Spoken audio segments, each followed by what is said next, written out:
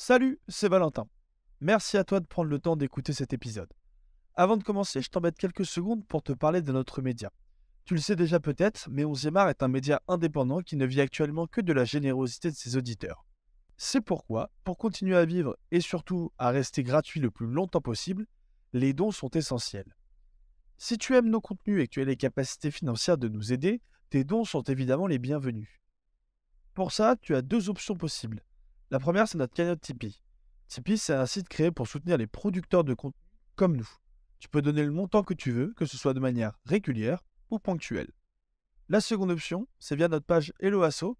Comme 11e art est structuré sous la forme d'une association, il est possible de faire un don directement à l'association, le tout en échange d'une exonération fiscale de 66% du montant de ton don. Par exemple, si tu as l'immense bonté de donner 1000 euros, tu auras le droit à une exonération fiscale de 666 euros pour le reste de tes impôts. Enfin, quelle que soit la plateforme via laquelle tu nous écoutes, n'hésite pas à t'abonner, à mettre un petit pouce, à commenter ou même à activer la petite cloche pour être informé de la publication de nos nouveaux épisodes. C'est très important pour notre référencement. Merci de m'avoir écouté et très bon épisode à toi.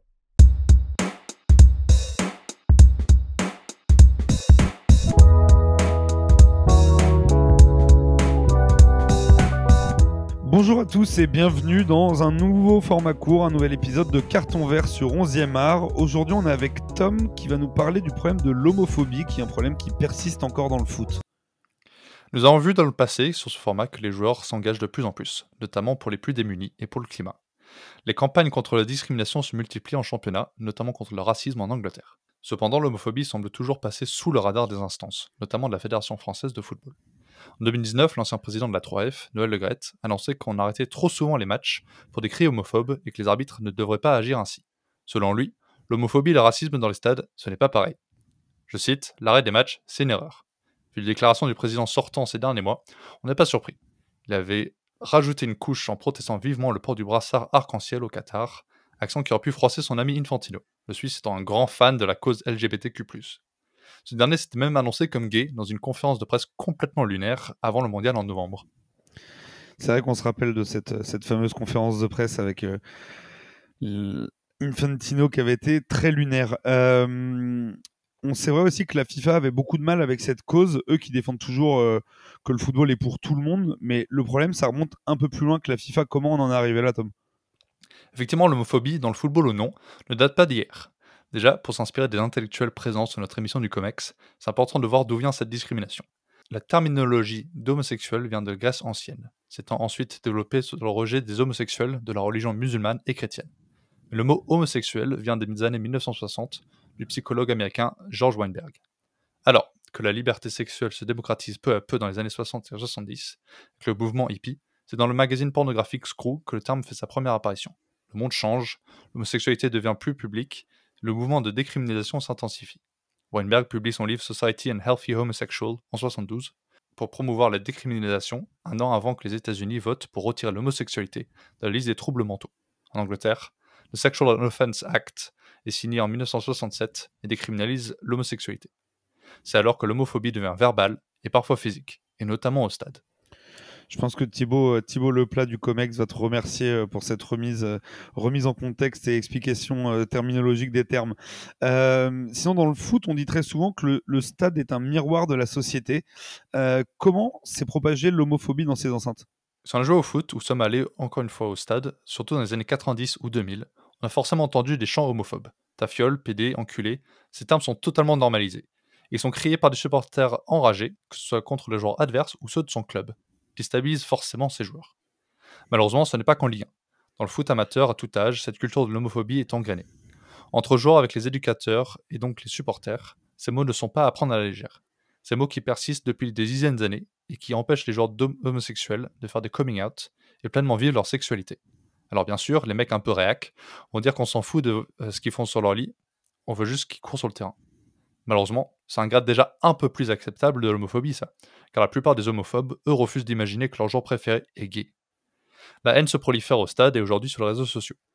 Olivier Rouillet était l'un des premiers joueurs en France à faire son coming out, mais seulement après sa carrière. C'était évidemment très honorable de le faire, mais comme d'autres, il craignait certainement la représaille qu'il aurait eue s'il avait annoncé avant sa retraite. Qu'auraient pensé ce club, ses supporters, ses coéquipiers ? Est-ce qu'il aurait été limogé et n'aurait pas pu rejouer au très haut niveau, simplement à cause de sa sexualité? C'est malheureusement le destin tragique de Justin Fashanu. Né à Londres en 1961, il démarre sa carrière à Norwich en 1978 avant de jouer dans plus de 20 clubs, notamment à Notts County et Torquay United. Sa vie se bouleverse le jour où il annonce dans le journal The Sun qu'il est gay, en octobre 1990. L'annonce ne s'est pas faite dans la dentelle vu que le joueur annonce avoir couché avec un député anglais marié après l'avoir rencontré en boîte de nuit. Une semaine plus tard, son frère John fait une interview pour dire que son frère est un paria. Il se fait clairement exclure pour son annonce.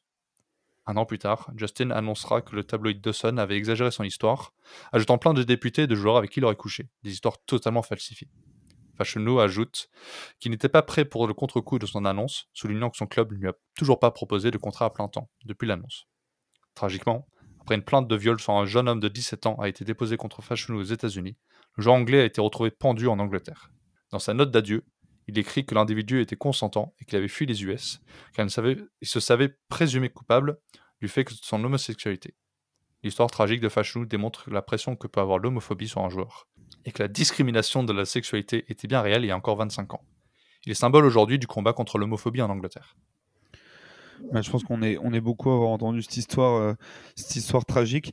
On se doute d'ailleurs, enfin tu le dis un petit peu, que en effet les joueurs étaient pointés du doigt à l'époque avec ses conséquences tragiques, mais en fait ça n'a pas énormément évolué depuis en fait. Mondialement, selon une recherche de 2021 de l'Institut français Ipsos, il y avait près de 10% de la population qui aurait d'autres orientations sexuelles qu'hétéros. Ceci inclut plus de 3% d'homosexuels et 4% de bisexuels. Ce chiffre augmente avec les plus jeunes, qui se sentent plus libres d'exprimer leur sexualité moins normée. On peut donc essayer de rapporter ce chiffre au football. L'arbitre Igor Benevenuto, devenu le premier arbitre international à faire son coming out, annoncé en 2022 qu'entre 30 et 40% de personnes dans le football sont homosexuelles. En rapportant même 10% des footballeurs ayant cette inclinaison sexuelle, cela voudrait dire que nous sommes extrêmement loin du compte. Certains soulignent que les choses s'améliorent.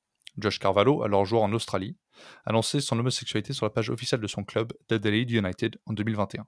Jake Daniels a fait son coming out à Blackpool l'année dernière, devenant le seul joueur professionnel en Angleterre dans ce cas de figure. Annonce décrite comme un tournant par la BBC. Plus récemment, le Tchèque Jakub Jankto est devenu le premier joueur international à faire son annonce. Le joueur du Sparta Prague a dit ensuite que le football était homophobe, mais cela allait s'améliorer.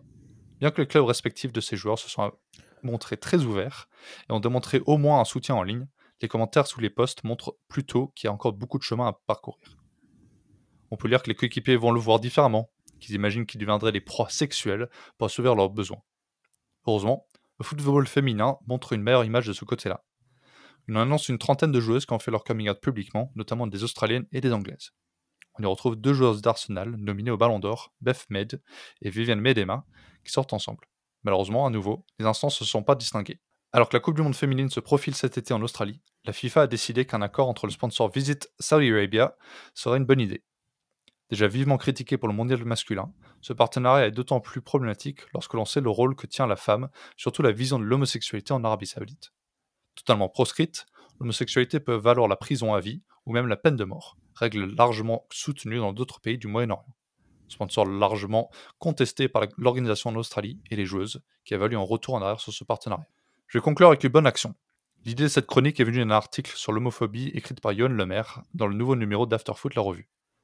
Premier footballeur français à avoir révélé son homosexualité en 2004, alors que le joueur amateur dans les Ardennes, Lemaire se bat pour faire reculer l'homophobie dans le football français.